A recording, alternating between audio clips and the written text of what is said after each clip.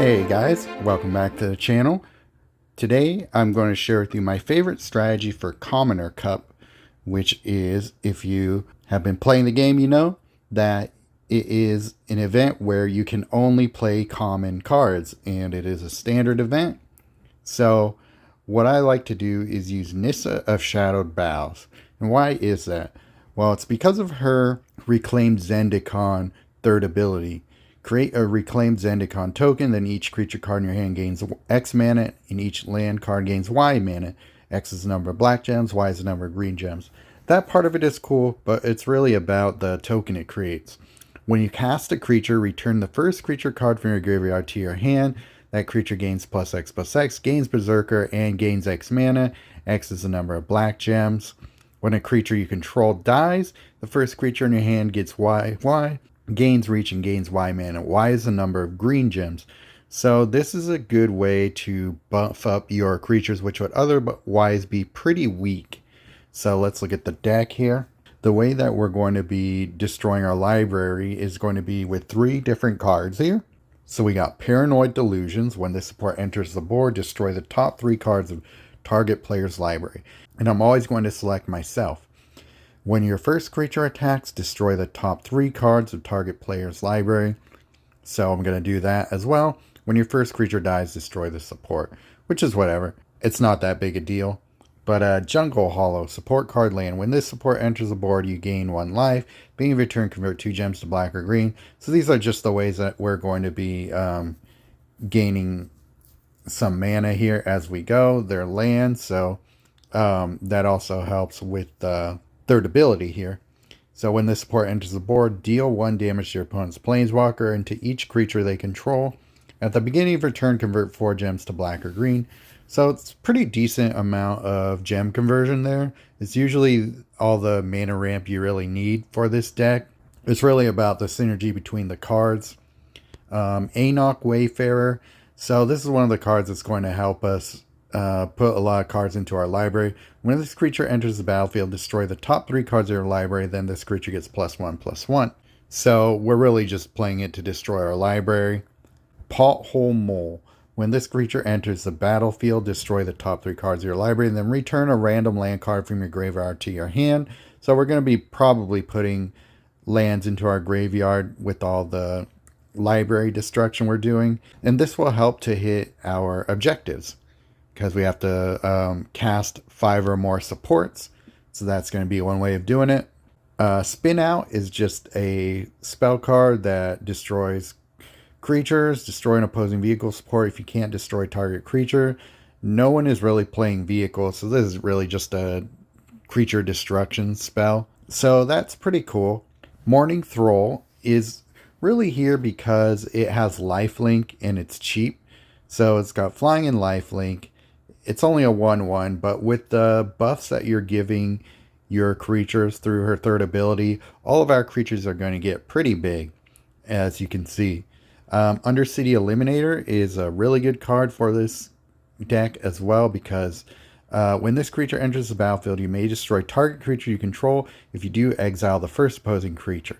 So it not only is it untargeted removal, and it's pretty cheap to cast, and so that we're able to get some creature removal, but because you're destroying a creature, this also triggers her third ability. If you remember, when a creature you control dies, a creature in your hand gets a buff and it gains reach. So it does double duty there. You get to benefit from all the parts of this card. So really cool in that way. Virus Beetle. At the time of this video's recording, this card is super bugged. No pun intended. But when this creature enters the battlefield, your opponent discards a card. Right now it's triggering off of all sorts of things. It triggers when you cast any sort of card. It triggers when something enters the battlefield under your control. It even triggers when you use a loyalty ability. So it's a super OP card that I'm sure will be fixed soon. In the meantime, use it to your heart's content. But I think even when this card is fixed, because of the way Nissa of Shadowed Boughs works, when you play a creature, with their third ability out, you will fetch the creature out of your graveyard. So if you have a bunch of these in your graveyard, you can play a bunch of them and wipe their hand. So even when this card is fixed, I think it will still be worth including in a deck like this. Fists of Ironwood. This is really only here because of the trample that it gives your first creature, because your creatures are going to get Berserker. And so if they don't have trample, they kind of get stopped in their tracks as far as the damage that they're going to be dealing to your opponent. So this is a good way to get through creatures that would otherwise block yours because of Berserker. It's a cheap support, so it helps with that objective. And it also creates 2 Saproling tokens that you could either fight with, or you can use as fodder for Undercity Eliminator. And by the way, you can actually target Undercity Eliminator with Undercity Eliminator and just basically use her as a creature destruction spell. And then it goes to your graveyard, so you can always just bring it back with Nissa of Shadowed Boughs, third ability. So I really like this deck. I think it's a lot of synergy. It doesn't always win because, you know, that's just how these events are. You just don't really have a lot of defense available to you. But as long as you can hold off and get to her third ability, and then just hold some creatures in your hand for when it's time to play them, you should do fine. There's not a lot of things that are getting rid of supports in Commoner Cup, so you're probably going to be doing all right and keeping that third ability's token support on the board for a while. So try it out, see if you like it. I know Grist is kind of running all over the place in this event as usual, but I think that this is a very solid strategy.